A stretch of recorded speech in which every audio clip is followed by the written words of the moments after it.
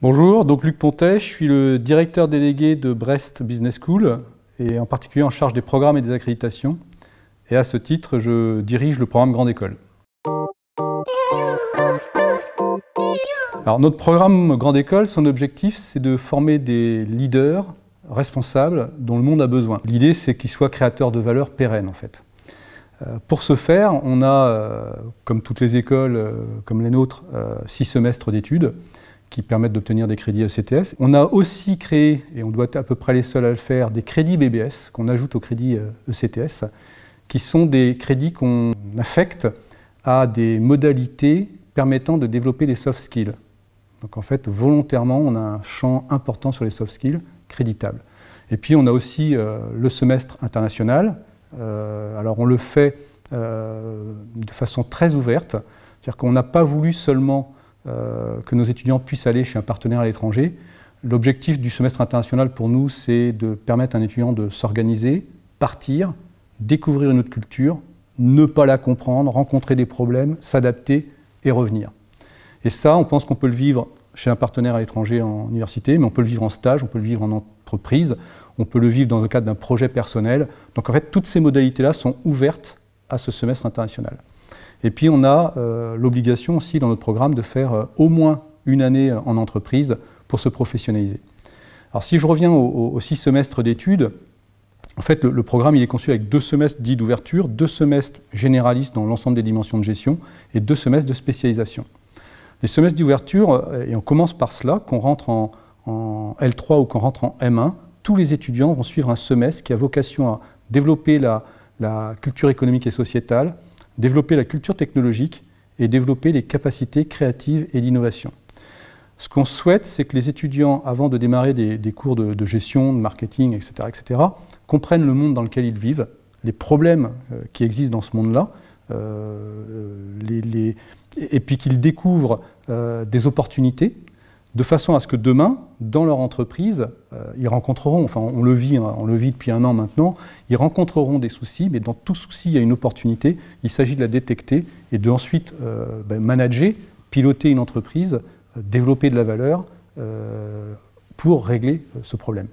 Donc ensuite, on a un semestre classique de tronc commun où on voit l'ensemble des dimensions de gestion, un semestre d'ouverture principalement à l'international chez un partenaire, re-semestre de tronc commun sur les dimensions stratégiques en gestion, et puis une dernière année de spécialisation avec le choix d'une spécialisation métier et un mémoire spécifique de la spécialisation. Il développe vraiment les capacités créatives et innovantes parce qu'on sait que notre monde change et que demain les entreprises ont besoin de jeunes innovants. On a une très très forte dimension professionnalisante. On a été la 2e école en France à créer des sections en apprentissage en 1996. Ça n'existait quasiment pas, il n'y avait que l'ESSEC qui l'avait fait. C'était mal vu à l'époque, hein. Il y avait 9 étudiants dans la première promo, c'était les mauvais. Enfin, aux yeux de leurs collègues, ils étaient mauvais, mais en fait, ils étaient tout aussi bons que les autres.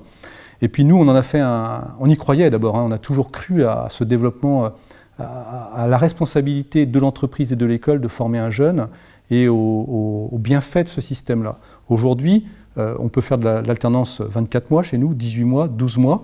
J'ai 80% de mes élèves en M2 qui sont en alternance. On en a fait un modèle majoritaire et tout le programme est conçu pour que l'ensemble des contenus de ce programme soient accessibles aux alternants.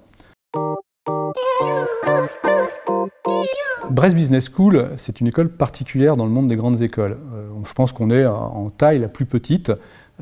C'est lié à notre position géographique, c'est lié à notre modèle et on a une volonté d'être en proximité de l'étudiant. On est presque dans le compagnonnage, pour faire un parallèle à un système qui est connu. Nos promos, ce sont des promos de 150 étudiants, donc vous voyez que c'est vraiment des promos petites. Et en fait, l'ensemble de l'école accompagne l'étudiant. Donc on a évidemment une proximité sur les séjours à l'international, une proximité, un accompagnement très fort dans le projet professionnel, puis la recherche de l'alternance, puis la contractualisation, et ensuite le suivi, le choix de spécialisation de l'étudiant.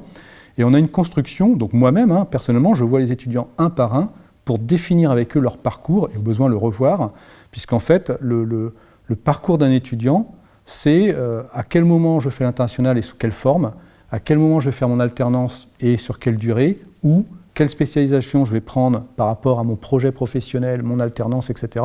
Donc il y a une vraie, au-delà des cours, il y a une vraie construction de son projet, de ses choix dans l'école.